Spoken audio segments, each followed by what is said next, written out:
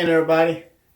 Once again, I'm out in the tiny house. Alright, so in my last video, I was showing my water system, which consists of my faucet thing that goes on top of a water bottle normally. And I just have a hole drilled through the sink going down into the water bottle. And you just push the button and water comes out. You know, I mean, that's not going to be the only faucet. I'm going to have another faucet here, but that's beside the point. The point is, this right here is my drinking water faucet. And my water bottle is way back under the cabinet back there in the corner. And a concern that people had, which I got a lot of comments of people concerned about it. And I appreciate that. I really do. I know y'all are concerned about my well-being and letting me know that this could be something that could potentially make you sick if you don't know how to do it. Because I do appreciate y'all taking the time out of your day to not only watch my videos, but taking the time out to actually leave a comment and let me know your opinion or some information, like, you know, with the water bottle, which I was already aware of this and I should have mentioned it in the last video.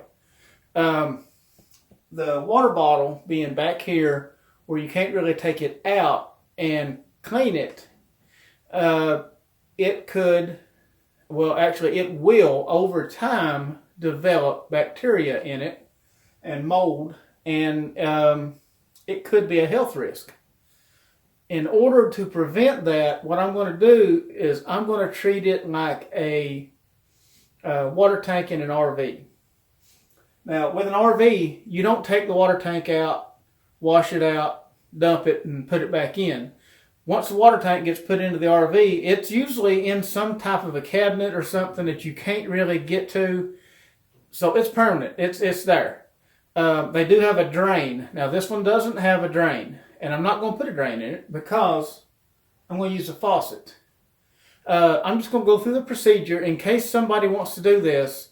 I want to make sure that that if you do this, you sanitize it properly, and just every now and then. I mean, you're not constantly sanitizing it, but I'm going to show you what to do to make sure that this water that comes out of this little faucet is safe to drink.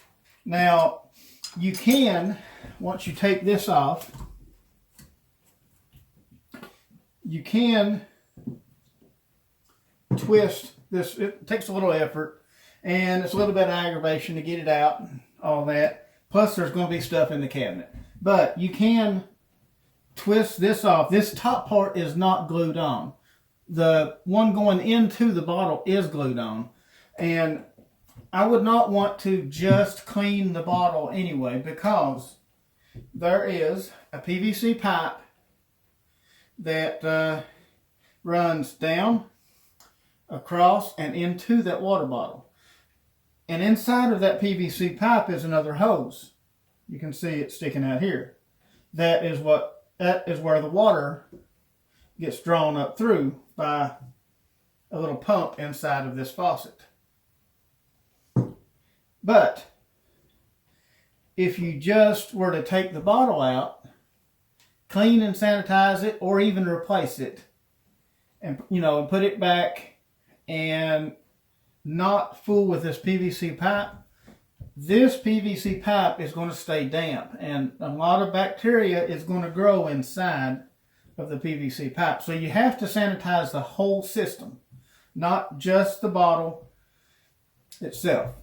You have to sanitize the whole system, including this little hose, which means, well, including the little hose and the pump, which means you have to run this water that we're going to use to sanitize it through the pump and everything. Now, what you'll want to do is, with the whole system in place, not taking it out and doing anything with it.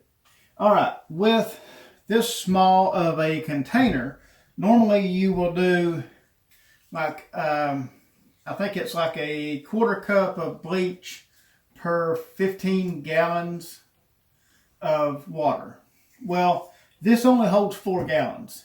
Well, maybe 5 all the way to the top. So we're going to treat it as, let's just say 4.5 gallons. And that is 1 tablespoon of bleach per each gallon of water. And that should make a strong enough mixture to sanitize your tank. Okay, what you want to do is you're going to want to use bleach. Doesn't have to be Clorox and all that, but you want to make sure that it's not the kind with the lemon scent or flower scent or whatever. You want to stay away from the ones that are scented. You want to get just plain bleach. So what you're going to do is you're going to take your bleach and you're going to mix in with a gallon of water that you're putting into your tank. This can be in a bucket or whatever. You're going to put, for however many gallons of water you have in there, you're going to put 1 tablespoon of bleach.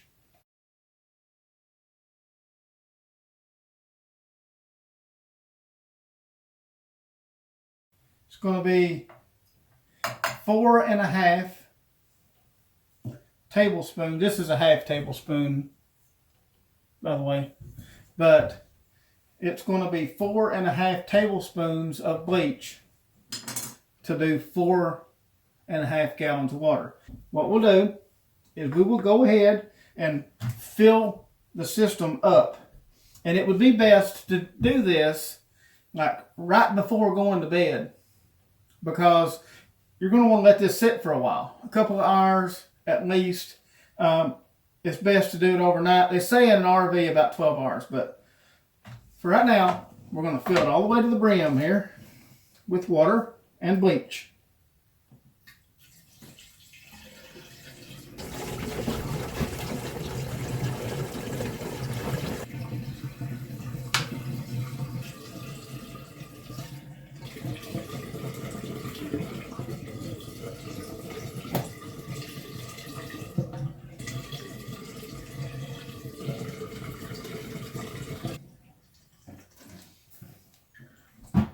Okay,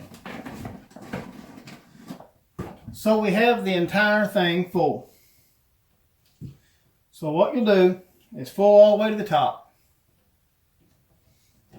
What you want to do is run the water through your line until you smell bleach coming out of your faucet.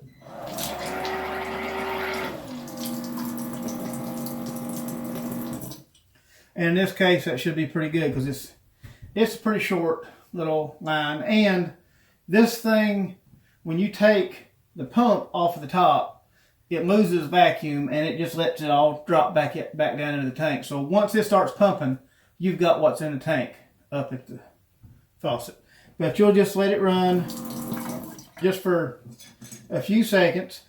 That just allows the bleach water to go all the way through the line, up through the pump, and come out the end, and that means you have bleach everywhere in the system. Now, what you'll do is you will let this sit overnight.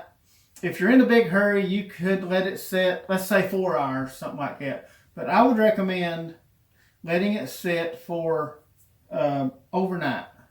And you only have to do this like every 6 months. You can do this like every 6 months and it will be fine. And there's also another measure that I'm going to be doing on this system that's going to help prevent bacteria from forming in the first place.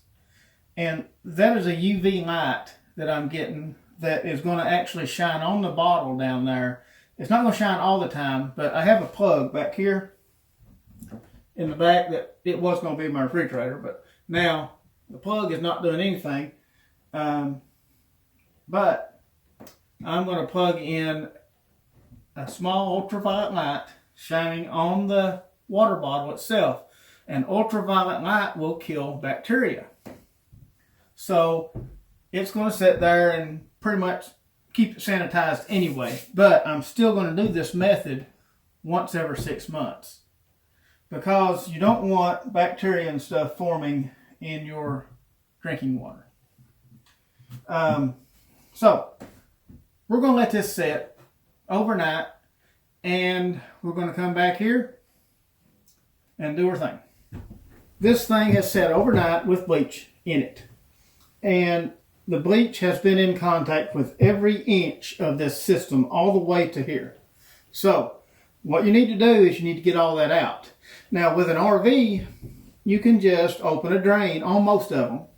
All of them don't have it, but most of them have a drain you can open, and you can allow that water to just run out. And I want to watch where you dump bleach water. It can harm grass and stuff like that. It does dissipate pretty quickly, so as far as getting into the groundwater and stuff like that, it's not going to. It just, the small amount of time that it does sit on the ground, it could kill your grass, so you don't want to do that. You want to make sure you either put it in some kind of container, or maybe into a city sewer system or something like that. Now to get that out of here, we have to use our little pump, which for one thing, that's good. It's pumping all that water through, and it will help flush anything in there out. What I would recommend though,